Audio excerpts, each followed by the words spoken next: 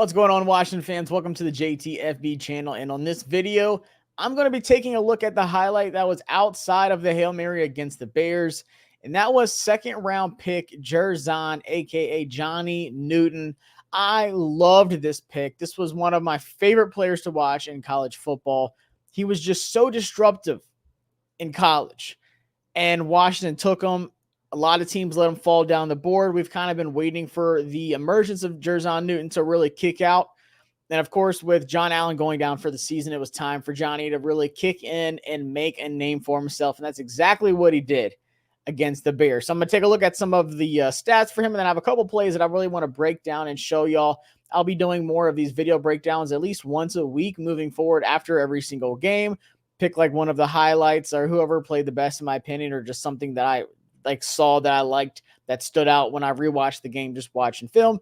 So hit that subscribe button and then hit the like button and drop your thoughts below in the comment section. But let's take a look at Johnny Newton's stats against the Bears. So Washington drafted Johnny Newton in the second round with a 36th overall pick in the 2024 draft. And at Illinois, in 45 games, Johnny Newton tallied 81 solo tackles, 107 assists, 188 combined tackles, 30 tackles for loss. That is insane. But wait, it gets better. 18 sacks. He finished with 7.5 his last season, last year. But just big time numbers. And then he had 5 pass deflections, 2 forced fumbles, and 3 fumble recoveries. So this was a guy from that interior D-line spot, and they moved him all over the place. And it really looks like Washington's doing the same thing, who just wreaked havoc and took over games from that interior D-line spot, which is really hard to find. You know, you kind of look to those outside pass rushers, those edge guys who are going to take over a game. But Johnny Newton did it from the interior D-line spot, and that's why they were so high on him. And I don't get why he fell down the boards, but I'm so glad he did. So here's PFF's breakdown of his grades so far. I'm taking a look at the game against Chicago, where he had 35 total snaps, which was 2 less. Against Baltimore, he had 37, but he had 17 in the run defense, and he had 18 against the pass of the Bears, and he tallied an 89.2 overall defensive grade and a 90.9 pass rushing grade from PFF, which is extremely high. That is crazy numbers. And this is why he was graded so high. He had 7 total pressures. 7 total pressures. That's insane. He had 1 sack, which he was credited after they challenged it from the NFL, as they should have. It definitely was a sack. He had 3 hits, which just means he hit the quarterback. It's usually after, the pass is out of their hands. And then 3 hurries, which means he made Caleb Williams, or whoever threw the ball at the time, Caleb Williams, uncomfortable or had to move, or he hurried him to where it really got him off his spot, changed, what was about to happen with Caleb. He had to kind of get away from the pressure. That's pretty much how they get a hurry. And then he had 2 tackles. And he had a 31.3% pass rushing win rate, which, like I said, just bonkers numbers coming from Johnny Newton. And I wanted to take a look at some of the plays that really stood out from Johnny Newton and really what contributed to getting this grade in some of those stats. So I want to break down a couple things. When I do these film breakdowns, this one's not going to be crazy long. I just, had a couple plays selected. But when I do this, I kind of want to talk through it, teach you all a couple things too, instead of just rambling and talking about what I see. I kind of want to break it down as much as possible. So when you're talking about a D lineman, the one thing I really want to point out, because it's something I will mention throughout this video, is the D-line techniques and how that really breaks down and what I mean. So when you're looking at an offensive line and you can see where the D lineman has his hand in the ground, where he's lined up at, this means something. So what technique is Johnny Newton in? And I mean, you can even go to Clelin Ferrell, Deron Payne, and Dorrance Armstrong. Where are these guys lined up? Josh, what do you mean? So right here over the center, this is the 0 tech. Actually, let me get my little brush here. If you are right over the center, that's 0.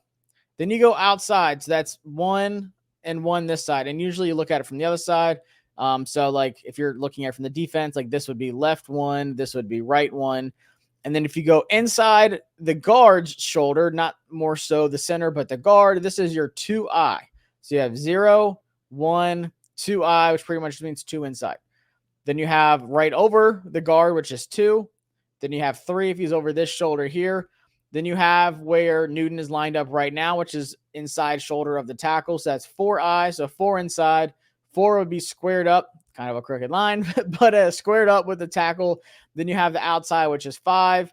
Where things get a little bit tricky is when they have a tight end. It actually goes off track a little bit. It goes 9, which is where Farrell is.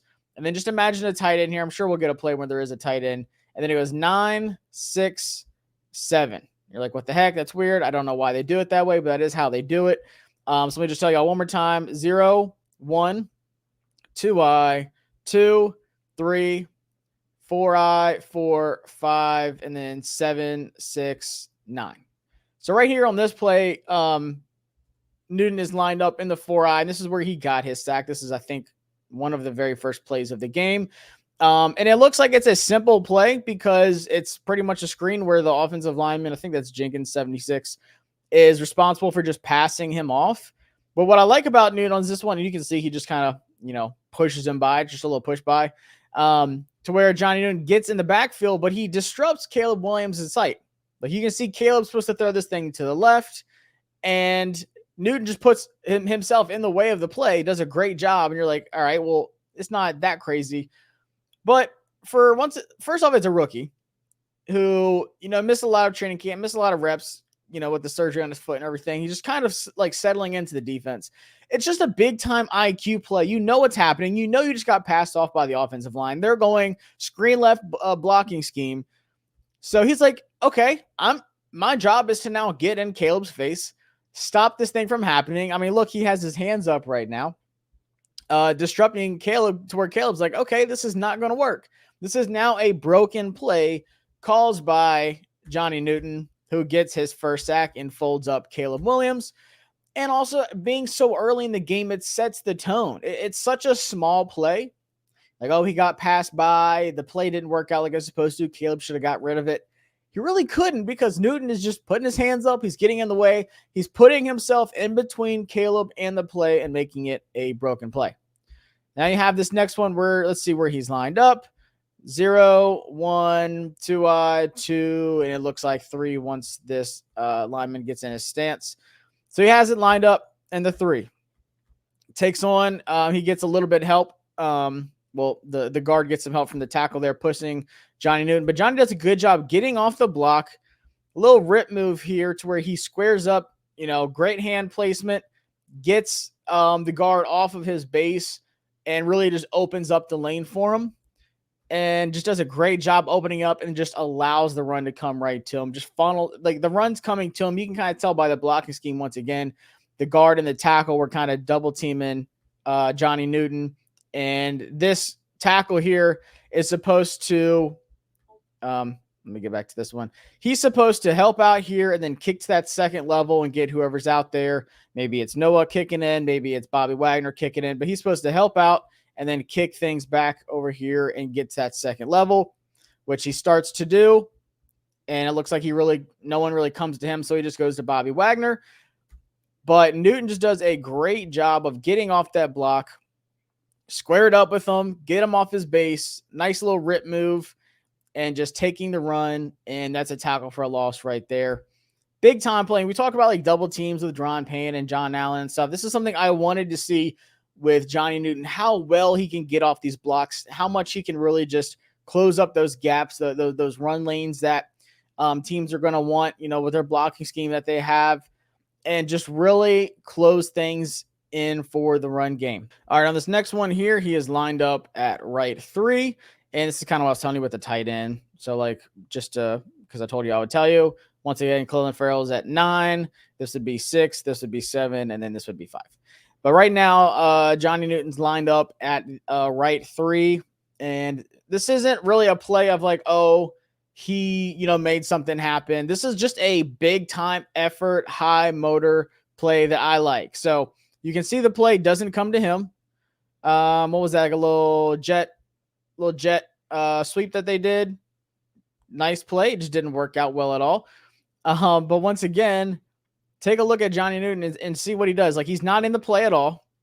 He says, okay, I'm going to turn around and I'm going to get upfield and try to make something happen. Now, the runner kicks back inside, and then you see Newton here, because he didn't stop, He said, I'm going to the play. He could easily just been back here like, okay, it didn't work out. He decides to turn around, once again, effort, high motor, and say, I'm going to get to the play, and ends up getting the tackle, which, maybe Samer still would have been there on that one, but still, the fact that he was not in the play at all, the play did not come to him. He went to the play. You can see, made Noah miss, made Quan miss, and he could get up the field easily right now. It could be a big gain. You have no idea what would happen with Samer still. But Newton stopped him right there. Chin could have got him, but still stops a big gain. Big time play by him. That's one thing why Quinn talked so highly about him today, was like, look, he stood out to me like watching tape. That's one of the plays. Now we have him lined up here right over center, which I love. There's just something about a D lineman lining up in that zero. If they can get in the backfield, it's just so beautiful to watch. So we have him here lined up. Great. First off, good first move, a little bull rush. And then he gets off, once again, a nice little rip, kind of like a little swipe. Gets inside. Caleb has to step up. He sees the pressure coming. That's a hurry. And ends up being a hit because he knocks him down on the ground. So let's take a look at it one more time. I don't know how PFF does, but I know like other places, they're probably the same way. If you hit, sometimes it's a hurry and a hit. Sometimes it's just a hit. I'm not sure how they do their grading. I'll have to ask my boy Mason about that one.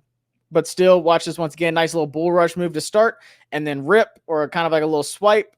It's more so just a rip, in my opinion, because he's got him holding. And a swipe's more so you just hit the outside shoulder and get inside. But nonetheless, he gets inside where he needs to. Caleb looks right there. Boom. He can see right out of the corner of his eye. All right, pressure's coming. I got to step up, get away from this.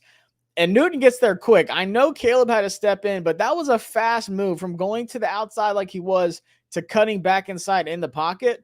That was impressive. That is some high quality. That's a great pass rush rep right there from the zero tech right in the middle. Gets Caleb on the ground, has to just throw it away and try to get rid of it before he's sacked. But man, what a play by Newton there. All right, this one here, he is lined up. Looks like right fore eye because he's closer to the tackle's shoulder there. You got Frankie Louvu and Bobby middle on ball, standing up. And here comes Newton. Another good little bull rush. Pushing back. Pocket's collapsing. And that's a hit. These are the plays that Caleb remembers. First off, the pressure was there, so it was pretty much nothing for Caleb to do. The whole pocket was collapsing. This was a great effort all around. We brought the blitz. I would love to see the back half. I don't know what kind of defense this was. It's probably cover one. It looks like man, so it's probably cover one blitz. Yeah, so it's man because, look, Noah follows 13 across, so it's man. It's probably cover one blitz. And they just send the house. Fowler's there. Newton's getting there. Bobby is in the middle, creating havoc. Guys on the outside. I mean, the pocket just collapsed. But Newton said, I'm going to give you a little hit at the end. And it just plays like that when you can hit the quarterback. Of course, you don't want it to be too late. But when you can get a nice, clean, registered hit on a pass rush like that, that's in Caleb's head the rest of the game. He's like, I have to get rid of this ball because if not, these guys, they're hitting me today. And honestly, the pass rush in general was really good. I was really impressed. Now, obviously, this has to be play of the game outside of the Hail Mary, which was the stupidest play call I've ever seen. And it's funny because I told my buddy Aaron next to me, who went to the game with me, I said, watch the lineman, bro, because the ref was like, hey, he's eligible. He's eligible. Guys in defense are talking about it. I was like, watch this lineman, bro. I don't know if he's going to run it or if he's going to go out for some kind of pass, kind of like what we did with Trent Scott. I was like, I don't know, but I'm watching them. The Bears might try to do something stupid. And sure enough, they did. Didn't even get a clean handoff first off, but you see Newton just pushing through on the play, being at the right place at the right time, doing your job. Nah, I'm going to say this is right one where he's lined up right here, kind of just lined up with the goalpost. I'm going to call that right one because he's more towards the center. But just watch this. Gets penetration. He doesn't get washed out to the left where the lineman, you can see like zone blocking. They want They want this to go a certain spot. They want to clear this little alley for him. Like right here's where it's supposed to go. You see Newton get inside here and just close up that gap. Like I said, didn't get a clean handle at all. It really just goes straight to Newton's hands if you watch the replay from the side. It just went right to him, stopped the touchdown, got the ball back. I would have loved to see him been able to pick that thing up and start running it, but we didn't get to see it. And here we go once again. I think it's the last play. Newton lined up in the zero tech. Great get off. That timing, first off, was killer. Watch the snap. Boom. He's there. He is right with the snap. Cuts move inside, which is great because it allows things to open up for Bobby. Now Swift does a good job. He sees that coming, so he does, good pass pro here. So Newton right after the snap, boom, cuts inside. Bobby comes in here, kind of like a little crash looper. But Bobby's coming from the linebacker spot. So, like I said, once again, great pass pro rep here from Swift, being able to pick that up. And Newton, great bull rush, pushing him back, just using his strength, closing that pocket once again. Bobby almost got there. But I mean, just like a little dog chewing at the back of somebody's ankles. My boy Newton was there. Good rep. And it's honestly a good rep by Bobby and Newton on this one. Being able to do that, like I said, Swift spin move by Bobby. First off, what the hell was that? That was clean, Bobby. That was some high quality stuff. Let me showcase that one more time. Bobby Wagner said, "Yeet." Spin move inside right there, and Caleb, and like I said, Newton, just effort, just until the play is over, pushing to get to the backfield, and really says, "Hey Caleb, I'm going to be hitting you all game long." So high quality stuff from Johnny Newton. Hopefully y'all enjoyed this and got something out of it. Like I said, I really want to kind of just walk through things, but then also teach y'all.